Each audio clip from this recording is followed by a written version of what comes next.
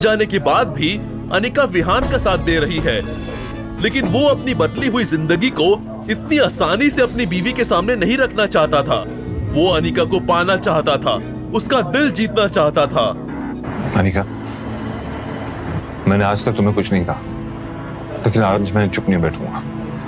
मैं तुम्हारे लिए रेड डायमंड नेकलेस लेकर आऊंगा। ये मेरा तुमसे वादा है। मैं दुगनी मेहनत करूंगा। मैं वो सब हासिल करने की कोशिश करूंगा जो तुम्हारे अरमान है। I promise. अपने दिल की बात अनिका के सामने रखने के बाद नक्श ने अनिका के जवाब का इंतजार भी नहीं किया और उसके कैबिन से बाहर निकल गया। नक्श ने पलटकर अनिका की तरफ देखा तो अनिका भी उसी की तरफ देख रही थी। प्यार नहीं तो कम से कम नक्श अनिका का ध्यान अपनी तरफ खींचने में कामयाब हो गया था। क्या नक्श को खुद से दूर रखकर मैंने कोई गलती तो नहीं की? ये क्या सोच रही हूँ मैं? विहान मेरा बिजनेस पार्टनर है, मेन इन्वेस्टर है। नक्श की इस हरकत की वजह से अगर विहान कंपनी से बैकआउट कर गया तो क्या होगा? नहीं नहीं, नक्श की वजह से मैं मेरी इतने साल की मेहनत को जायज नहीं जाने दूंगी। मुझे नक्श की नहीं, विहान की जरूरत है। सुबह का समय था और सारे एम्प्लॉयज अपने अपने काम में बिजी थे, लेकिन जब उन्होंने नक्श को कॉन्फिडेंस के साथ बाहर जाते देखा तो सब उसे घूरने लगे थे। कुछ लोगों ने तो अपना काम छोड़कर फुसफुसाना भी शुरू कर दिया था। दूसरी तरफ वही अनिका का गुस्सा इस वक्त चरम पर था। आज पहली बार नक्श ने उसके साथ बदतमीजी की थी, इसलिए वो भी नक्श के पीछे पीछे कैबिन से बाहर आ गई। नक्श, ये क्या पागलपन है? तुम्हें किसने हक दिया कि तुम मुझे ये बेफालतू की सलाह दो? जब भी तुम्हें ऑफिस लाई ना, तुम हमेशा कुछ ना कुछ उल्टा ही करते हो। गलती हो गई मुझसे। गेट लॉस्ट, जल्दी जाओ। नक्श ने अनिका की इस बात का भी कोई जवाब नहीं दिया।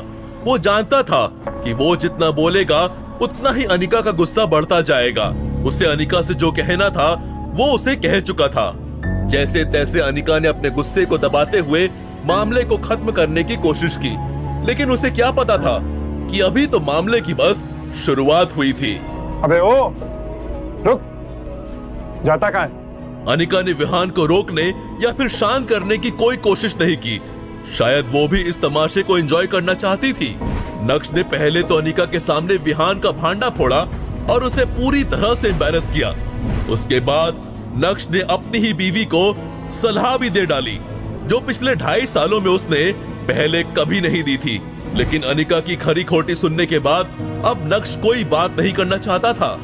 नक्श का ये एटीट्यूड विहान से बर्दाश्त नहीं हुआ और उसने अपनी चाल बढ़ाते हुए नक्श का पीछा किया। अभी भाग कर रहा है? बहरा है क्या? तब से आवाज दे रहा हूँ, सुनाई नहीं दे रहा है तुझे? नक्श ने उसकी बात का कोई जवाब नहीं दिया। अबे तू है कौन? तेरी औकात क्या है? तूने मेरे सामने मेरे गिफ्ट का मजाक उड़ाया। मैं दावे के साथ कह सकता हूँ तू मार्केट में जाके खुद को बेच भी देगा ना, तब भी वो नकली हार नहीं ला पाएगा। बड़ा है बात करता है। तुझे ना हमारी मार्केट वैल्यू पता होनी चाहिए। 0 डब्बा। बोल। जब कोई आपकी खामोशी का फायदा उठाने लगे तो बोलना जरूरी हो जाता है। पहली बात, जो लड़की तुम्हारे सामने खड़ी है वो मेरी बीवी है, तो बेहतर यही होगा कि तुम उससे दूर रहो। दूसरी बात, तुम्हारा दिया हुआ हीरे का नकली हार की कोई जरूरत नहीं है, कि मैं खुद इसे लाके दे सकता हूं। तो अपना ये ढोंगी दिखावा बंद करो। तीसरी बात, जिसकी खुद की जेब में नोट नहीं होते वो चिल्लत बजा के दिखावा नहीं करते।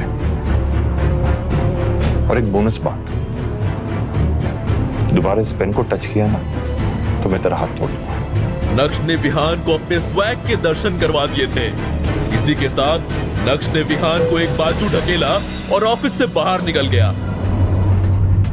नक्श के वहां से जाने के बाद कुछ देर तक विहान वहीं खड़ा रहा, लेकिन इतनी बेइज्जती होने के बाद वहां रुकने का कोई सेंस नहीं था। तमाशा खत्म होने के बाद अनिका भी ऑफिस के अंदर चली गई। क्या देख रहे हो तुम लोग? Get back to work.